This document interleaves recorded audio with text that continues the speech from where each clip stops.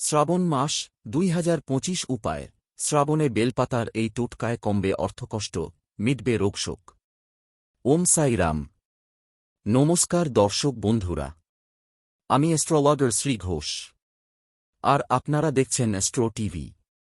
আপনাদের সকলকে আমার আন্তরিক শুভেচ্ছা রইল।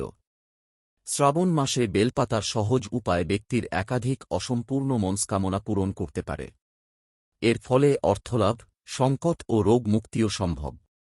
এই শ্রাবণের সোমবার থেকে বেলপাতার কোন উপায়ে নিজের কোনো মনস্কামনা পূরণ করবেন তা এখানে জেনে নিন।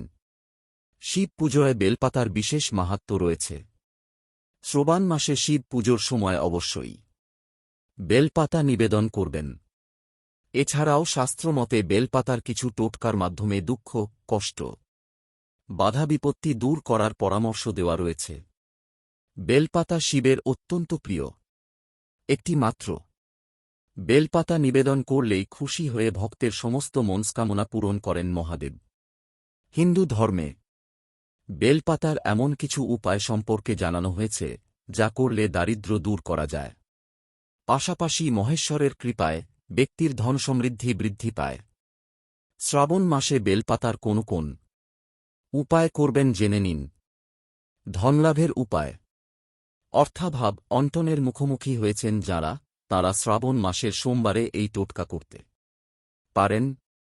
এমনিতে সোমবারে উপবাস রাখা সবচেয়ে উত্তম, তবে কোনো কারণে উপবাস করা সম্ভব না হলে সোমবারের দিনে ব্রাহ্মণ অসহায়দের বেলগাছের তলায় বসিয়ে পায়েস খাওয়ান।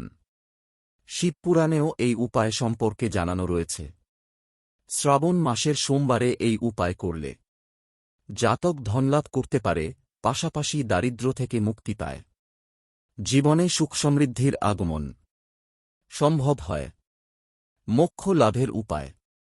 প্রচলিত বিশ্বাস অনুযায়ী শ্রাবণ মাসে নিয়মিত বেলগাছের তলায় স্নান করা অত্যন্ত ফলদায়ী। তবে এটি বছরের প্রতিদিন এমন করা সম্ভব না হলে শ্রাবণের সোমবারে এই উপায় করতে পারেন। এর ফলে ব্যক্তি সমস্ত ধরনের পাপ থেকে মুক্তি পায় ও মোক্ষ লাভ সম্ভব হয়। সুখ লাভের উপায়। শ্রাবণ মাসে শিবের পুজোর সময় বেলপাতা নিবেদন করতে ভুলবেন না। শ্রাবণ মাসে 1008টি বেলপাতায় ওম নমঃ শিবায় লিখে নিবেদন করুন।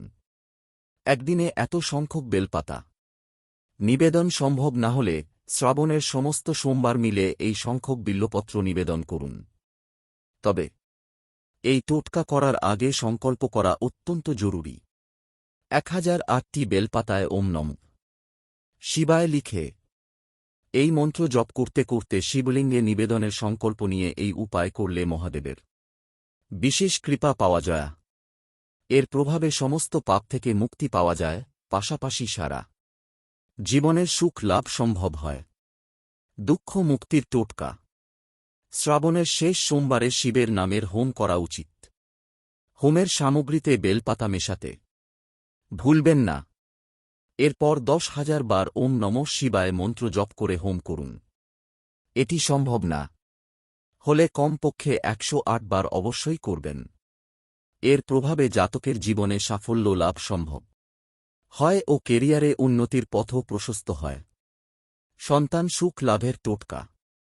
সন্তান সুখ থেকে বঞ্চিত দম্পতিরা শ্রাবণ মাসে এই টোটকা করতে পারেন। এর জন্য নিজের বয়সের সমান সংখ্যক বেলপাতা নিন। এবার একটি বেলপাতা কাঁচা দুধে ডুবিয়ে শিবলিঙ্গে নিবেদন করুন। এ সময় ওম নমঃ শিবায় মন্ত্র জপ করবেন। শ্রাবণ মাস থেকে শুরু করে কমপক্ষে 7 সোমবার এই উপায় করলে মনস্কামনা পূরণ হবে। অসম্পূর্ণ ইচ্ছা পূরণের টোটকা। শ্রাবণ মাসের সোমবারে শিবলিঙ্গের স্নান করানোর পর 5টি বেলপাতা নিবেদন করুন। এরই সঙ্গে সঙ্গে দুধ ও মধু দিয়ে শিবলিঙ্গের অভিষেক করুন। এ সময় ওম নমঃ শিবায় মন্ত্র জপ করতে ভুলবেন না। শ্রাবণের প্রথম সোমবার থেকে শুরু করে 11টি সোমবার এই উপায় করলে সমস্ত মনস্কামনা পূরণ হয়। রোগমুক্তির টোটকা। পরিবারের কোনো সদস্য বহুদিন ধরে অসুস্থ থাকলে শ্রাবণ মাসে বেলপাতার এই উপায় করুন। তামার লোটায় জল নিয়ে তাতে হলুদ চন্দন মেশান। এবার এতে 108টি বেলপাতা দিন। এরপর শিবলিঙ্গে জল নিবেদন করে এক একটি বেলপাতা নিবেদন করতে থাকুন। এ সময় মনে মনে ওম নমঃ শিবায় মন্ত্র জপ করতে থাকবেন। অবশেষে অসুস্থ ব্যক্তির সুস্বাস্থ্যের কামনা করুন। এই উপায় শীঘ্র রোগমুক্তি সম্ভব। শীঘ্র বিবাহের উপায়।